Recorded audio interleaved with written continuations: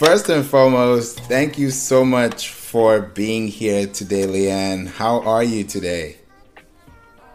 Thanks, Favor. I am doing great. It's a beautiful sunny day. Can't complain. Amazing, amazing. Now we're going to be here for a power hour, hopefully about 40 minutes. Under that, we're going to be really quick and make sure that we touch all the points possible. But I want to make sure that you first, introduce yourself and let us know who you are so we can be able to connect with you and go right into it. Yeah, sure. Thanks, Favor. So, yes, my name is Leanne Calderwood. I am a personal branding coach and trainer out of Kelowna, Canada, and I help hospitality professionals find their voice and create a personal brand that can attract leads and opportunities into their organizations. So typically I work with people who work in hotels or work at a destination, even restaurants, bars, AV companies, anyone who's touching a client and creating experiences for them. Those are the types of people I'd like for them to create an experience for their clients, starting with themselves. I love that. I love the fact that you're starting with clients because they're the focus and they're the future. So when it comes to like shifting personal brands and career, what usually happens when you start thinking about content creation and then where they already are in their life and where they're actually going to? Like, how do you now bridge that gap for them? Yeah, well, and you raise an interesting question. You're right. When people think about creating a brand, they sometimes jump to the content they should be creating right away. And content is a huge piece of the puzzle and very important. But what I like to do is back people up a few steps. And first, we need to figure out, why is it that we even want to create a brand? Or why is it that we even want to intentionally create content? So going over the goals of why we want to have a personal brand is kind of first and foremost. And then the second part, of course, is determining who it is we're creating that content for. A lot of us have diverse client sets, and so we need to really drill down into who it is that we want to influence with our content.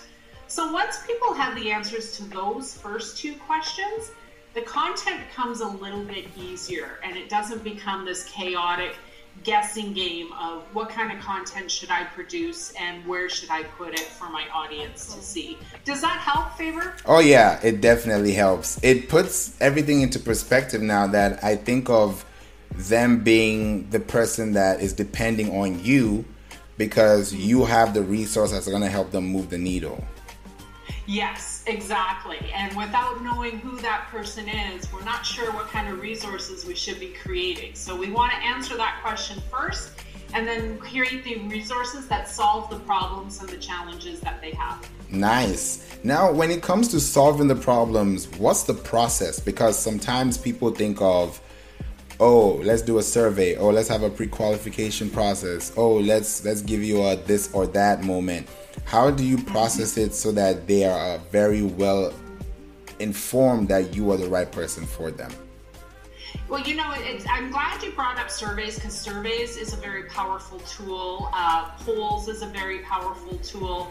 In fact, Favor, you and I are both active on LinkedIn, and LinkedIn has a poll feature which can give someone a lot of insights into the things that their clients are thinking about. But probably the low-hanging fruit is talking to your existing clients and the people that you already have that trust relationship with. So these are the people that have already bought your service or your offering. They believe in what it is that you're doing, and you've gone beyond client and more into a trusted advisor relationship. Talking to them about their problems and pain points, that's the low-hanging fruit. That's where you're going to get a lot of insights. And then, of course, talking to your colleagues who are hopefully doing the same exercises, you can gain the insights from the different colleagues. It can be someone at your organization, or maybe someone with a similar job title that works for a different organization, and you work together as partners to kind of figure out what those challenges are. So that's kind of the low-hanging fruit to cling on to. But if in absence of that, social media is a great place to find those insights. Yeah. Your clients are hanging out in discussion groups, right? And you're on LinkedIn. There's a ton of LinkedIn groups for different industries and different topics, etc. There's so many insights that you can just be that fly on the wall and kind of listen into what it is they're talking about and pick up on the questions that they're asking and the challenges that they're facing. Yeah. So I hope that helped a little bit. It did. It definitely did. Because now you mentioned something that really struck my mind when it comes to content and community. And now we're living in a world that is full of social audio. And the social audio is like everybody's on social media, but the social audio bit of it is still new. But a lot of people have taken and ran with it. Some people are still not sure what to do, especially when it comes to business and B2B approaches. How does that play a role today? Yeah, well, so by social audio, I'm assuming you're talking about those apps such as Clubhouse or Green Room or Twitter Spaces. Yes. And going back to your question about where you get those insights, you can use those social audio platforms to get those insights. So, Favor, when you and I met on Clubhouse, we were both speaking on a stage. But inside the audience are people who are listening to the things that we're talking about. So if you're looking for those insights, you can just listen in on those conversations, and they're happening 24/7. As these social audio apps kind of ramp up in popularity, for example, LinkedIn is going to be launching one soon. I've heard rumors and rumblings about Facebook incorporating something. So there's no excuse for us not to be able to listen in on those discussions. But again, if your clients aren't taking part in those discussions, maybe those are great places to meet them in the middle and encourage them to jump into these discussions and perhaps even host a discussion for your clients. That's an opportunity for maybe like-minded clients to come together and problem solve together. And now you're seen as the facilitator of that discussion, which is a great way to be top of mind with your client groups. Yeah, I believe so too, because now you can really talk to them and figure out their pain points without having to be too email wordy or too spamsy or too slousy. So it's changed the dynamics on even consumer behavior. Exactly, and that's where people, professionals like you and me, Favor, if we have that skill set, we're able to facilitate those discussions, and then take that discussion and create that valuable content. Going back, that's what increases our influence as a personal brand and keeps us top of mind when they need someone to help them with their problem or challenge. Oh yeah, definitely. I love the fact that you mentioned that you take the time to process those things before you apply those things. Some people don't really see the value in the process when it comes to creating that contact first. Is that something that businesses don't see? Because they always have these KPIs, they always have these objectives, but they forget that person just needs a hand. Yes, well, and you're right. There's so many different examples of great branding examples and poor branding examples. Yeah. What we see a lot with companies, and let's take LinkedIn for an example, is a lot of the messages that they're pushing out are about themselves, right? Like, look at the things that we're doing, look at the awards that we're winning, look at the staff that we're hiring. And those are all great pieces of content when they're used in moderation. So it's almost, you go back to Gary Vaynerchuk's method of content where he calls it jab, jab, jab, right hook, where you're giving, and then you start to weave in those sales messages. And when you're talking about your product or service and even some of the new things you're doing, you may not say right in the content, buy from us, but that is a sales message. And we need to weave in more value-based content in with those sales messages so that the client knows that they can trust you to be an advisor and not just a sales professional or not just an offering. Because no matter what it is that you're selling, and you've seen this, Favor, no matter what it is that we're selling, we're not selling a widget or a tool. We're selling a feeling and a solution to a problem. So with social media, we have such an opportunity to sell with that kind of emotion in mind. And a lot of companies are still catching up, and they're failing to really connect with their clients on that level. Yeah, I see that too, because now it's come to a point where there's a shift in the personal branding aspect of things, but they still only use user-generated content as an asset to their social proof. and I don't know why. Have you noticed that? Yeah, no, and I'm seeing it too. You know, those companies, like I said, there's great examples of companies who are doing a really effective job of serving their customer in a true sense of being a trusted advisor, being a problem solver. But yeah, there's a lot of catch up that companies need to do. And the hospitality industry is guilty of it as well. We see great examples of hotels and destinations that are providing above and beyond service for their clients. And we're just hopeful that the rest of them can catch up and find different ways of marketing their messages so that they become that trusted person versus just a place to go to and visit once in a while. Yeah, I agree too. It's come to a point where I have believed in one thing, that if you can be able to show up every single time, the time they need you the most and you're available, you will be the first person, like you said, at top of mind. Well, they say, and I can't remember who said it, but repetition is the mother of skill. So repeating those messages, it may not resonate with one person today, but a few months down the line, it's going to hit them and it's going to resonate with them. So it's all about timing too. And that's the thing, right? Is we never know when our messages are going to resonate with someone. Yeah. And the thing with social media, and you've probably seen this as well, Favor, is there's a lot of people who consume social media and we don't know that they're actually listening to us.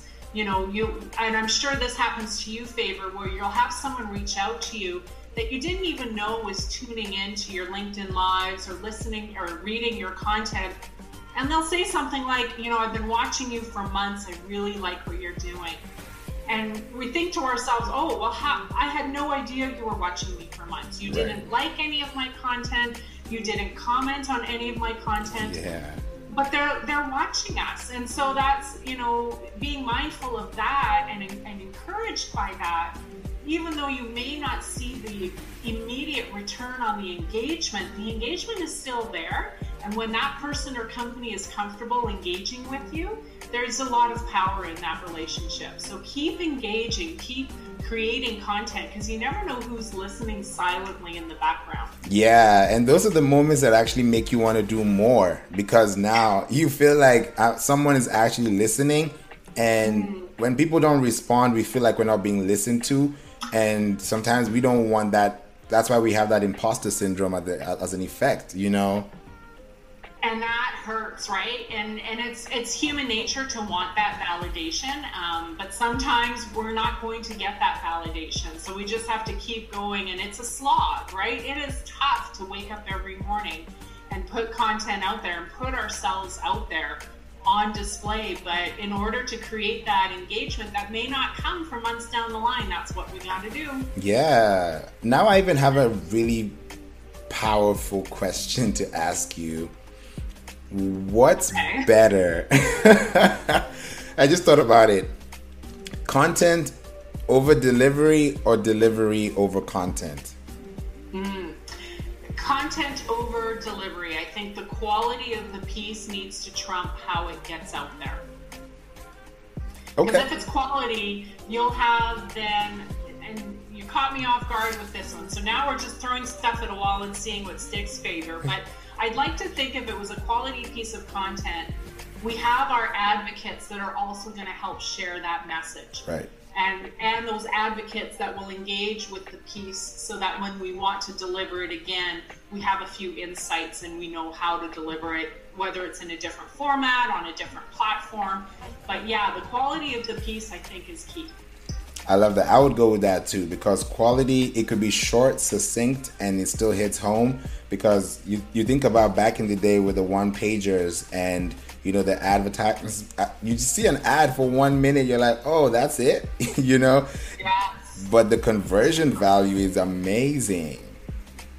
And you see that on LinkedIn now, and we're LinkedIn aficionados, so we see it a lot. We see the people who do those really short posts, and it's incredibly powerful. Now, I lack that skill. I can't do anything in a short post. And people can do it in like 20 words or less, and it's really impactful. Whereas someone might need all 3,000 words or 3,000 characters, I guess it is, on LinkedIn to convey their message. So it's finding your sweet spot in your content delivery as well, is your personal style. How many words or how many minutes of video do you need to convey a message and tell your story? And we all have different ranges. I love that. And it changes a lot for us, because now we are like, is it long form content? Is it short form content? Short form content could be TikTok, it could be Pinterest ideas, it could be YouTube shorts. Long form content could be YouTube videos, Facebook watch. So we have so many options, but some people still don't know what works. Well, but it depends on what works for your personality too. I'm a firm believer that you should be thinking about really two people when you decide how to deliver a message. Number one is your own personality, but number two is how is your client going to receive it? If you're in an industry that's full of very busy professionals, maybe short form content is going to resonate better. If you're an industry like mine, which focuses a lot on experiences and storytelling, long form content isn't unusual. So it's finding your sweet spot depending on who it is that you're talking to, and of course your personal style. Yeah, I think so too. And on LinkedIn with careers, when you think about people who say they got jobs on LinkedIn, some don't even know where to start on LinkedIn. And we're talking about personal branding on LinkedIn. How does that play a role? Because you could be one click away from an interview and also one click away from a bounce. Yeah, oh gosh. Well, it is being intentional about your LinkedIn profile and making sure that all the right keywords appear in that profile, so that you're right, when a recruiter does find your LinkedIn profile, that there's a curiosity created and they want to learn more about you. So you're giving them enough that they can make a decision that you've gotten past the first stage, right? You've gotten these qualifications and this type of experience, but creating a curiosity that it's going to make you stand out from your competition. Yeah. And they want to learn more about you. I think one of the biggest omissions I see from people looking for jobs on LinkedIn is some of them have these incredibly built out profiles, but they forget to include the call to action and to encourage people to reach out to them to learn more or connect with me to talk about job opportunities. So having a really clear call to action is important as well. And so I'm hopeful that people who are looking for jobs, they take a second look at their profile to make sure those CTAs are built in there as well. Yeah. Now that you mentioned it, we have LinkedIn Creator Mode. And like you said, there's a social app coming. And we're talking about LinkedIn Stories. As somebody who is in that recruitment phase, would you advise them to be on Creator Mode or more of like, there we go? So we have to make a difference. So some people are like, oh yeah, I love painting, but I need to get into architectural design. So how do they balance that out so they don't have like a two-faced personality? Yeah, I love this question, because my industry is facing a lot of that right now. And it's about those transferable skills. So someone who is creative and let's use your example, Favors. So someone who's been a painter by trade for years and years and years and now wants to go into architecture.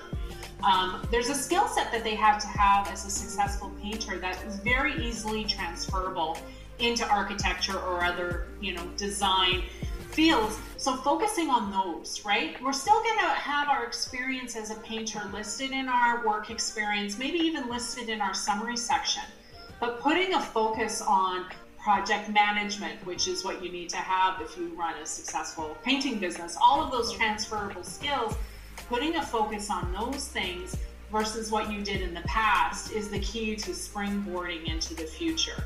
So I see a lot of people right now in my industry doing that, because the hospitality industry, as you know, took a massive hit. We're still being hit by restrictions and travel restrictions. And so a lot of the professionals have had to take their transferable skill sets as a sales professional or as a project manager and look for different roles. And so they've been doing that quite a bit. But yeah, that would be my advice. And of course, then you've got your headline and you've got your background photo. You've got all of this great real estate to talk about the fields that you'd like to get into, right? And you can be playful about it and you can be curious about it. And so there's a lot of different things I'm seeing on LinkedIn about how people are using their headline and their background photo to create that curiosity in the recruiter to learn more about those skill sets. Yeah, I love that you mentioned the difference between those two, because now in my mind what I'm thinking is the featured section, because people don't notice that the featured section, is so vital that you can add as many articles that you've been featured in or that you feature on Pinterest or LinkedIn or any other medium that you want to use, but they don't know how to structure it. You can even use like a YouTube link that explains something, but how do they even start processing that whole feature alone? Yeah, well, the featured section, you're right. It's now, I think, rolled out to everybody, but it is one of those fairly new features. And it is what you say it is. It is kind of a highlight of the top 5 things that you do or have done in your career. But I do recommend that people limit it to 5. Because again, you don't want some of those really great gems of things that you've done or posts that you've written to be buried in your featured section. So I try and encourage people to pick 5 and only 5, because that's roughly how many recruiters or other profile viewers are going to look at before they move on to a different section of your profile. So pick 5 things, 5 highlights that you want that recruiter to look at. It could be a LinkedIn post, it could be a standalone web page that you've created with Wix. Like, it could be something that's just, again, going to give the reader, the recruiter, more prompts to learn more about you and your skill set so that they do reach out and make that phone call. And Favor, if you don't mind, I'd like to jump back to, you mentioned LinkedIn creator mode. Yeah. And a lot of people haven't even touched creator mode. And you asked me if people looking for jobs should have creator mode on. And I think we both agree that they probably shouldn't have it on. And there's 2 reasons for that. Number one, when you have creator mode on, you've taken away a call to action. Because with creator mode, your button to connect isn't a connect button, it's a follow button. And follow is different from connect. And so for people looking for a job, it's important that they still have that connect button lit, because then when people connect with them, they receive that notification so they can see that the recruiter from ABC company wants to connect with them. So if you put creator mode on, you've now removed that notification and you've removed that call to action. But the second reason is you want your about section to come first before your content, so you can start sharing those transferable skills. With creator mode, your about section goes down in your profile. Your content goes up, which is great for you and me, Favor, because we're creating content all the time. But if you want recruiters to see your about section first, you have to have creator mode off in order to bring your skill set up to the top of your profile. So I hope that helps for people trying to decide, should I use creator mode or should I not? Yeah, that's a really great pointer, because some people don't know what to do, and that changes the way they actually plan their content online. And they also kind of limit themselves into creating those errors that, like you said, transferable skills that you want to make sure are consistent as well. Mm-hmm. Another thing too that you mentioned that made me think about this is LinkedIn events. And this is like the last section that we'll talk about before we close out. And with LinkedIn events, that to me shows lead generation from a very warm perspective. And we talk about also hashtags. Like I hear people say, use 3 hashtags, use 5 hashtags. Those are like limits. So now if you think about LinkedIn events and company pages for business owners, how do those things help the discoverability of potential opportunities for those creators? Yeah, I love LinkedIn events, and I get it. I'm from the meetings and events industry, so anything about event and event promotion is fun in my world. But you're right, LinkedIn events does a few things if you have a company page. Number one, obviously you can create an event just like you would on Facebook or any other platform. But number two, it gives you, as a company page, it gives you up to 1,000 invitations that you can send out to people who are following your page or even following you as an administrator of the page to say, hey, I'm hosting this event. Even if the people don't respond to the event themselves, they receive that notification. And again, repetition being the mother of all skill, you start popping up in their feed and you start, like, now your company is in their notifications to even say, I'm hosting this event. So it's a touch point. It's one touch point, right? There's multiple touch points that need to happen to create that bridge of trust. But LinkedIn events is a great touch point because it shows that you're doing something for the industry that you're in, and it creates that notification. So I'm a big fan of LinkedIn events. If for no other reason, it puts a notification in your potential client's inbox. And that's a very high content lead that can allow them to opt in. Yes. Well, and that's the thing. If they do then accept the event invitation, you as the company can download the, the registration list for people who have accepted. So, there's a few things that you can do to get the contact information of people who are interested in your event.